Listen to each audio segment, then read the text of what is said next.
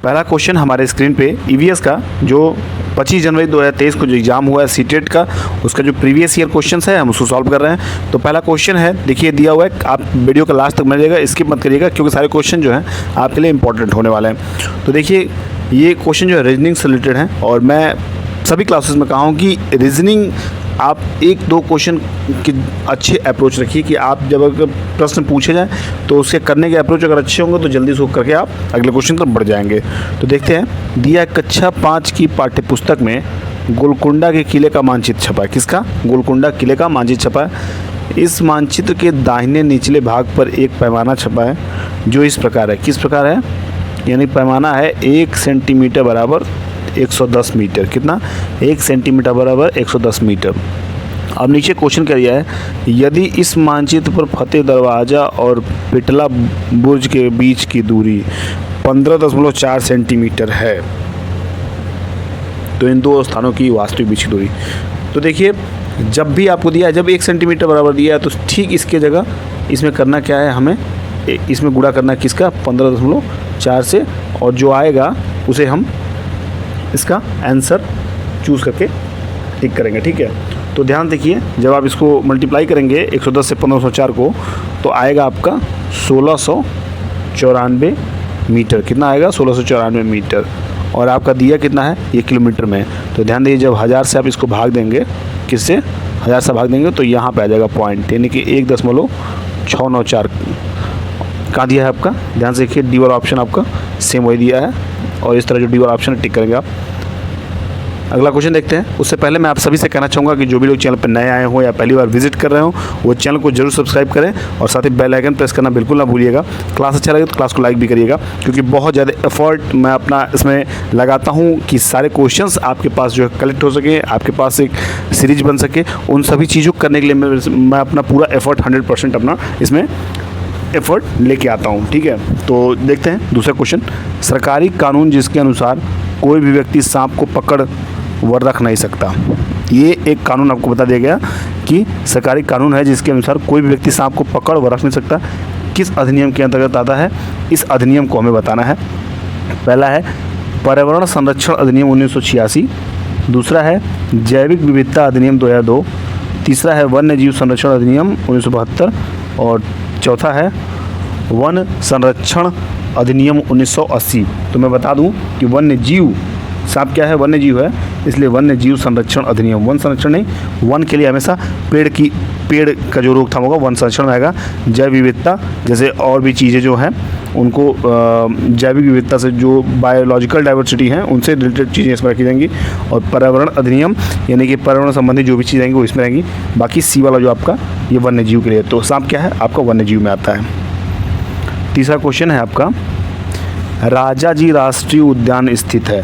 देखिए ये most important question है, इसको आप सर्कल कर दीजिएगा। पहला है उत्तराखंड में, गुजरात में, हिमाचल प्रदेश में या उत्तर प्रदेश में। तो इसका ऑप्शन जो जाएगा वो आपका उत्तराखंड में जाएगा। कहाँ है राजाजी? राजाजी राष्ट्रीय उद्यान जो है आपका उत्तराखंड में स्थित है।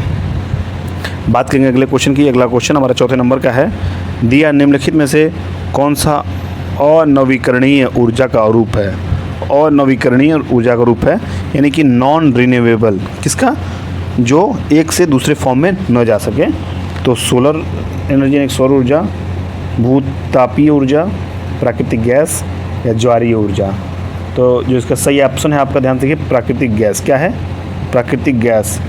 देखिए प्राकृतिक गैस जो है उसके बारे में कुछ हम जान लेते हैं। जैसे किसी वस्तु की कार्य करने की क्षमता को उसकी ऊर्जा कहते हैं। और नवीकरणीय ऊर्जा एक ऐसी ऊर्जा है जो प्राकृतिक स्रोतों पर निर्भर करती है।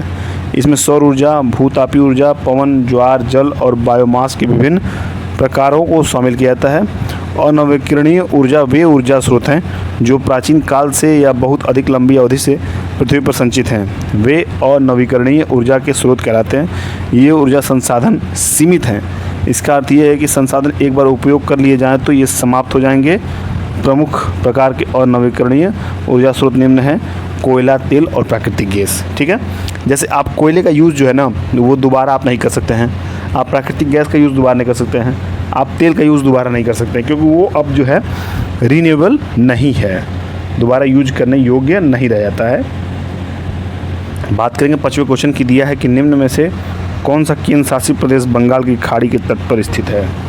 अब ध्यान से आप इस क्वेश्चन को देखिए, ये सब दिया है आपको, लक्षद्वीप, नागालैंड, पुदुचेरी, और आखिरी प्रश्न, आखिरी ऑप्शन है दादर नागर हवेली, दमन एवं दीप।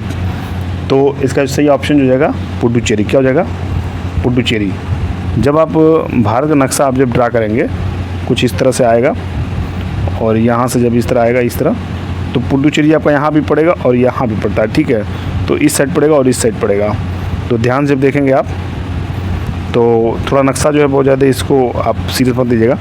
नक्शा मैंने बनाने का प्रयास किया था, लेकिन अब फिंगर्स उतना अच्छा बन नहीं पाता है। तो चलिए, बस मेरी जानकारी थी कि दोनों साइड जो पुदुचेरी आपको पड़ती है। अगला क्वेश्चन देखते हैं। अगला क्वेश्चन हमारा दिया है, राहुल को जुकाम है, वह अपने पसंदीदा भोजन का स्वाद नहीं ले पा रहा है, यह कारण है। क्या कारण है? अब इसको ऑप्शन थ्रू बताना है। पैपिले संवेदनशील नहीं है, बी दिया है स्वाद कालिकाएँ सूजी हुई हैं, सी दिया है जुकाम से उसकी सूंघने की अनुभूति प्रभावित हो गई है, और डी दिया है, डी क्या दिया है? डी दिया है कि जुकाम आपकी स्वाद कालिकाओं को शून्य कर देता है। तो ध्यान से देखिए सी वाला ऑप्शन को, सी वाला ऑप्शन को बिल्कुल सटीक ऑप्शन है, जुकाम से उसकी सूंघने की अनुमति प्रभावित हो गई है, यही इसका कारण है कि वो स्वाद नहीं ले पा रहा है। बात करेंगे अगले क्वेश्चन की, जो 7वें नंबर का है। वन्य जीव संरक्षण सप्ताह किस माह के पहले सप्ताह के दौरान मनाया जाता है? तो अक्टूबर, अप्रैल, या जुलाई, या मई। देखिए, पहले मैं बता दूं कि वन्य जीव संरक्षण यानी कि भारत में वनस्पतियों और जीवों की रक्षा और संरक्षण के लिए 2 से 8 अक्टूबर के बीच, कब से? 2 से 8 अक्टूबर के बीच जो है ये प्रोग्राम मनाया जाता है। पहला वन्य जीव सप्ताह जो 1957 में मनाया गया था। भारतीय वन्य जीव बोर्ड का गठन एवं वन्य जीव सप्ताह के विचार की परिकल्पना 1952 में की गई थी। कब की गई थी? 1952 में की गई थी, ताकि भारत के वन्य जीवों की रक्षा के दीर्घकालिक लक्ष्यों के बारे में जागरूकता बढ़ाई जा सके।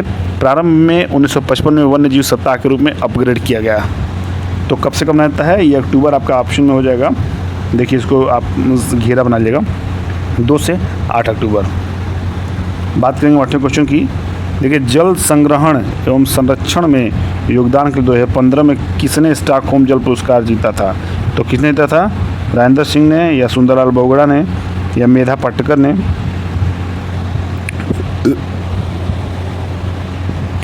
या पांडुरंग हेगड़े ने? किसने जीता था?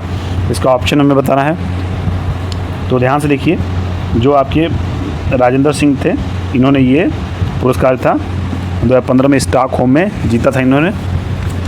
तो इस तरह जो ये आपका ए ऑप्शन है, यहाँ पे ये सही हो जाएगा। बात करेंगे हम अगले क्वेश्चन की। जो अगला क्वेश्चन है हमारा, इस क्लास का आखिरी क्वेश्चन होने वाला है। देखिए, 10वां क्वेश्चन है। 9वां क्वेश्चन थोड़ा सा बोर्ड की तरफ से उसे गलत ठहराया गया था, इसलिए मैं नहीं लिया हूँ। और देखता हूँ अगला क्वेश्चन जो है दिया है कि स्वाद कालिकाओं का सही अनुक्रम जीभ के सिरे से अगल बगल और पीछे तक क्या होगा? आपका ए ऑप्शन है मीठा, खट्टा, नमकीन, कड़वा, बी है मीठा, नमकीन, खट्टा, कड़वा, सी है आपका कड़वा, खट्टा, नमकीन, मीठा, और डी है आपका कड़वा, नमकीन, खट्टा, मीठा। देखिए, मैं हटा दूँ, उस पर देख लीजिए आप लोग, कड़वा, नमकीन, खट्टा, मीठा, डी ऑप्शन ध्यान से देखिए। और इसका ऑप्शन जो सही हो जाएगा वो आपका बी सही हो जाएगा। क्या हो जाएगा? बी। और देखिए, इसके लिए अगर मैं बात करूं, जीभ को अगर मैं ड्रा करूं, जैसे होता क्या है कि ये यहाँ अगर आपकी ये जीभ है, ध्यान समझिएगा, जीभ को दिया कि स्वाद कालिकाओं का सही अनुक्रम जीभ के सिरे से अगल बगल और पीछे तक क्या होगा? तो ये देखिए, आप पहले इसको जान लीजिए, ये अगल बगल है और ये आगे और पीछे है। तो सबसे पहले क्या है कि स्वाद कालिकाओं का सही अनुक्रम जीभ के सिरे। तो जीभ के सिरे पे क्या है? यहाँ हमें मीठा का स्वाद आता है। किसका? मीठा का। और फिर अगल बगल बात करें तो यहाँ पे आपका नमकीन का स्वाद आता है। किसका? और यहाँ पे आपका खट्टा का स्वाद आता है, और कड़वा आपका यहाँ पे आता है। तो ध्यान से रखिएगा, इस जीभ के स्ट्रक्चर को आप थोड़ा समझने का प्रयास करिएगा। इसको आप गूगल करके देखेंगे तो और अच्छे से समझ में आएगा। जब भी आपको कोई दिक्कत हो तो एक बार गूगल जरूर कर लीजिएगा, कि हो सकता है शायद आपका जो डाउट हो वहाँ से क्लियर हो सके, और ना हो सके तो एक बार जरूर कमेंट करिएगा। उसको मैं अपने स्तर से, अपने लेवल से जाँच परख के समझाने का प्रयास करूँगा। और जो भी चीज़ें मैं यहाँ से प्रोवाइड कर रहा हूँ मुझे उम्मीद है आपको अच्छी लग रही होंगी, और अच्छी अगर लग रही हो तो प्लीज़ ये क्लास को लाइक करिएगा। और बहुत ज़्यादा समय आपका मैं इसमें नहीं लेना चाहता हूँ क्योंकि क्लास बहुत ज़्यादा लंबा हो जा रहा है, इसलिए मैं यहीं आपसे विदा ले रहा हूँ। फिर मिलते हैं अगले क्लास में, तब तक के लिए पढ़ते रहिए, मस्त रहिए, स्वस्थ रहिए। Bye bye, take care.